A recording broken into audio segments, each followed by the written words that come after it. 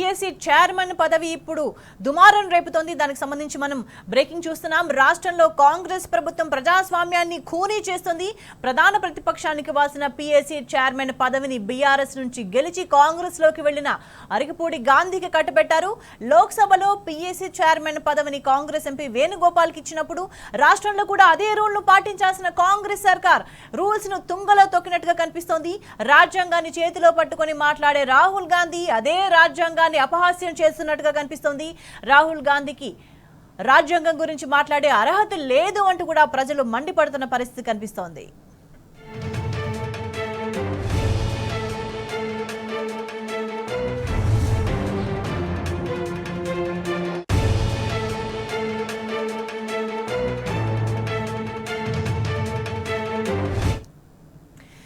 PSC chairman పదవి ఇప్పుడు కాకరేపుతోంది. దీనికి సంబంధించి మనకి మరింత సమాచారం అందించడానికి మా ప్రతినిధి ప్రదీప్ మనకి లైవ్ లో అందుబాటులో ఉన్నారు. ప్రదీప్, పిఎస్సి చైర్మన్ పదవికి సంబంధించి అంటే మన లోక్సభలో చూసుకుంటే కాంగ్రెస్ నేతకు అప్పచెప్పిన పరిస్థితి, కానీ రాష్ట్రంలో కాంగ్రెస్ ఎప్పుడు కూడా అన్ని విషయాలు కూడా భిన్నంగానే వ్యవహరిస్తుంది. రూల్స్ అన్నింటినీ కూడా తుంగలో తొక్కుతున్న పరిస్థితి కనిపిస్తుంది. ఎట్లా చూడాలి దీన్ని? మొత్తానికి కాంగ్రెస్ పార్టీకి సంబంధించి మొదటి నుంచి ద్వంద్వ విధానం అయితే స్పష్టంగా కనిపిస్తూ ఉంది. ఢిల్లీలో ఒక మాట, గల్లీలో ఒక మాట అన్న చందంగా కాంగ్రెస్ విధానం నడుస్తూ ఉంది.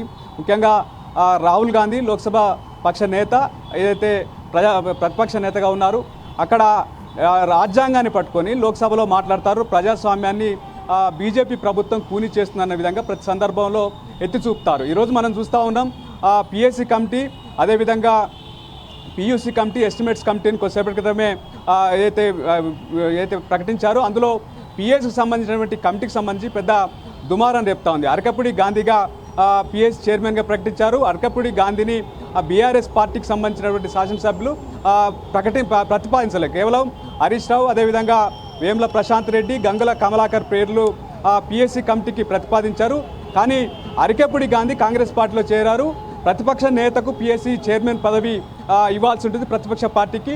అయితే అరకపూడి గాంధీ కాంగ్రెస్ కాను కప్పుకున్న నేపథ్యంలో అరకపూడి గాంధీ పేరును వాళ్ళు ప్రకటించినటువంటి నేపథ్యం పిఎస్సి చైర్మన్గా అరకపూడి గాంధీని ప్రకటించారు. పిఎస్సికి సంబంధించి ప్రతిపక్ష పార్టీకి ఇవ్వాల్సి ఉంటుంది. మోరోవర్ బీఆర్ఎస్ ఎల్పీ ఎవరి పేర్లు అయితే ప్రతిపాదిస్తుందో ఆ పేర్లలో ఒకరిని చైర్మన్గా ప్రకటిస్తారు. అటువంటి అరకపూడి గాంధీని బీఆర్ఎస్ ఎల్పీ స్పీకర్ కార్యాలయానికి ప్రతిపాదించలేదు. కానీ కాంగ్రెస్ పార్టీ ప్రభుత్వమే అరకపూడి గాంధీని చైర్మన్గా ప్రకటించిన నేపథ్యం ఇది ప్రజాస్వామ్యాన్ని కూని చేయడం అన్న విధంగా రాజకీయ విశ్లేషకులు చెప్తా ఉన్నారు.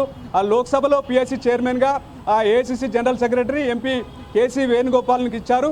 కానీ ఇక్కడ బీఆర్ఎస్కి సంబంధించినటువంటి ఎమ్మెల్యేలకు ఈ పిఎస్సి చైర్మన్ ఇవ్వాల్సి ఉంది. కానీ కాంగ్రెస్ ప్రజాస్వామ్యాన్ని కూని చేస్తూ ఉంది. ఢిల్లీలో ఒక మాట, గల్లీలో ఒక మాట అన్న చందంగా కాంగ్రెస్ వ్యవహరిస్తుంది. ప్రతి విషయంలో ఢిల్లీలో ఒక విధానం ఉంటే ఇక్కడ తెలంగాణలో మరొక విధానంగా కనిపిస్తూ ఉంది. రేవంత్ రెడ్డి సర్కార్ ప్రజాస్వామ్యాన్ని కూని చేస్తున్నటువంటి విమర్శలు పెద్ద ఎత్తున వినిపిస్తున్నటువంటి నేపథ్యంలో ఇక్కడ బీఆర్ఎస్ సంబంధించినటువంటి ప్రతిపక్ష ఎమ్మెల్యేకే ఈ పిఎస్సి చైర్మన్ ఇవ్వాల్సి ఉంటుంది. మరోవర్ ఇక్కడ ప్రతిపాదించిన పేర్లు వేముల ప్రశాంత్ రెడ్డి, అదేవిధంగా గంగుల కమలాకర్, హరీష్ రావు పేర్లు, ముగ్గురు పేర్లు ప్రతిపాదించారు. 9 మంది ఎమ్మెల్యేలు, 4 ఎమ్మెల్సీలతో 13 మందితో ఈ కమిటీని అయితే ఏర్పాటు చేశారు. ఇక ఈ పేరు పిఎస్సి చైర్మన్ సంబంధించిన పెద్ద వివాదం అయితే రేపుతా ఉంది. ప్రతిపాదించిన పేరు ఎలా ప్రకటిస్తారని కూడా బీఆర్ఎస్ కూడా కొద్దిసేపటి క్రితం ప్రశ్నించిన నేపథ్యంలో దీనికి సంబంధించి స్పీకర్ కార్యాలయం ఏం చెప్తుందో చూడాల్సినటువంటి పరిస్థితి స్పష్టంగా కనిపిస్తోంది. స్వేచ్ఛ. రైట్ ప్రదీప్.